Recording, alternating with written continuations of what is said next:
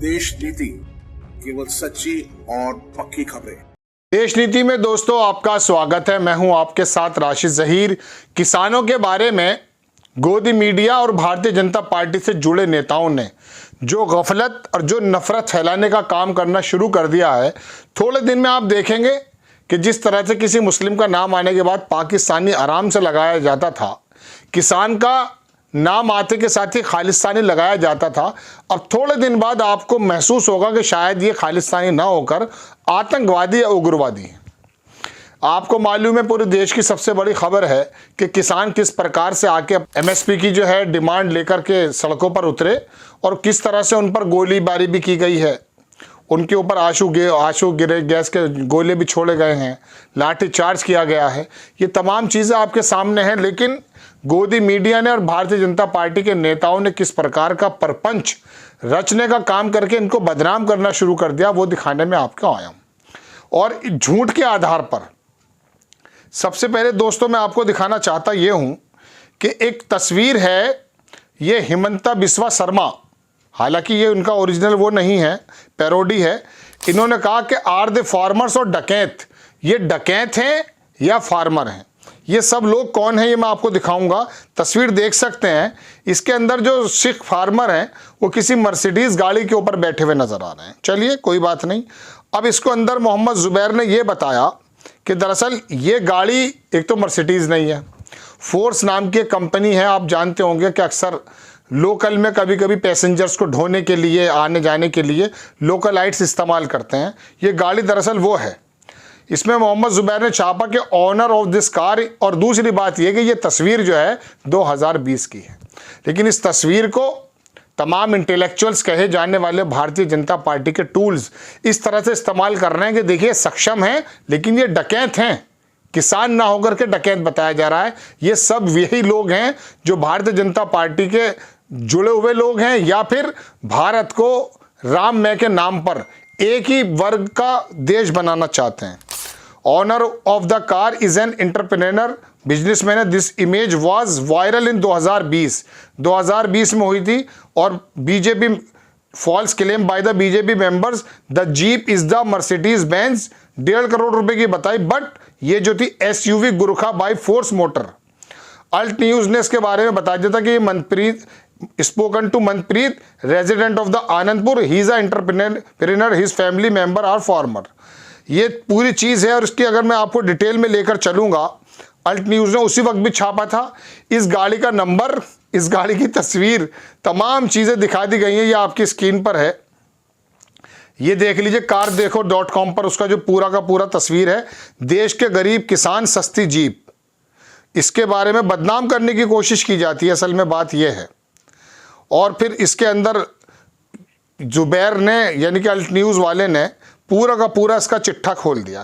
खैर, अब मैं आगे आपको कुछ और दिखाना चाहता हूँ कि गोलियाँ चली या वो हुआ, ये तो बात अलग है।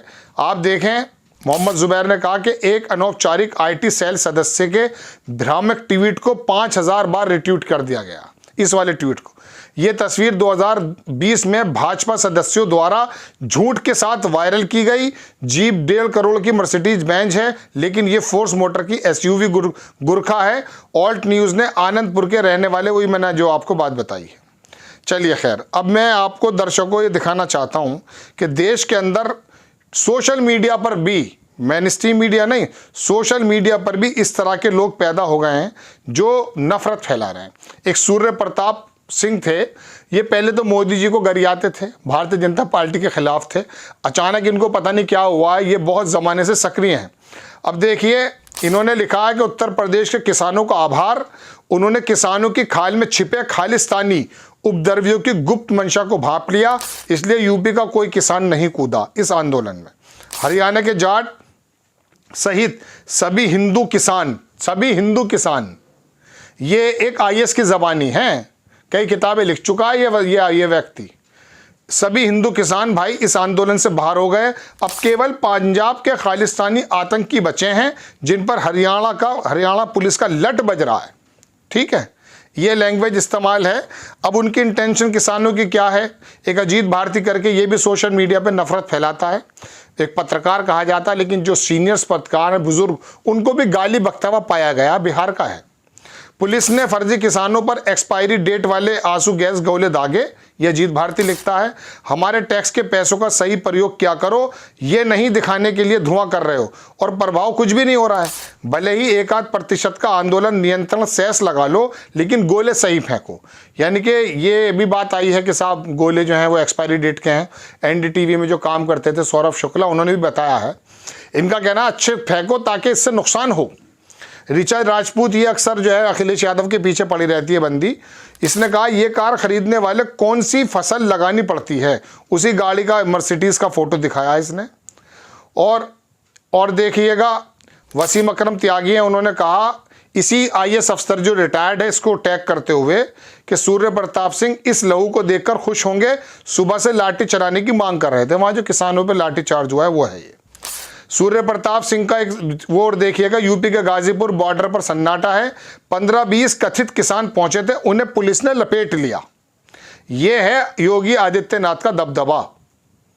इसी बंदे का दूसरा मैं बताता हूं कि भाड़े वाले गरीब बंदों को छोड़ देना, बाकी सब पर लट बजाओ। हरियाणा पुलिस, देश आपके साथ खड़ा है, अन्नदाता के नाम पर रोज रोज का उत्पात ठीक नहीं है। अब पंजाब का चीफ मिनिस्टर अगर ये कहता कि ये जो बैरिकेडिंग की गई है ये भारत और पंजाब के बीच में कर रहे हो क्या, इसी प्रकार की बात की है।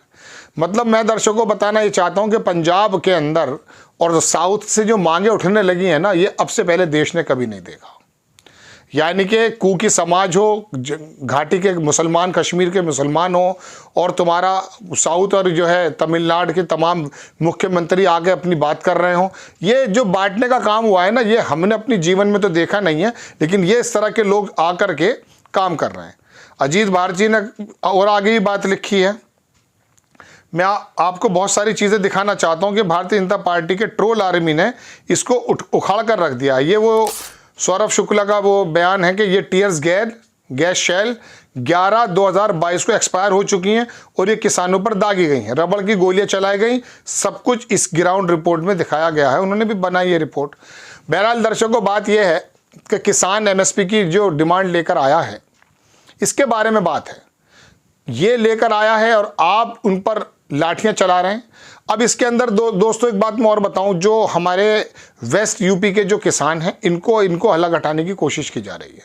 ये बात दीगर है कि उनके अंदर कुछ संगठन ऐसे हो सकते हैं जो वाकई किसी के माध्यम से चलाए जा रहे हों, लेकिन ये मुश्तरका मांग जो है, यहाँ के किसान हो या पंजाब के किसान हो, MSP की मांग तो बराबर सभी लोग कर रहे हैं।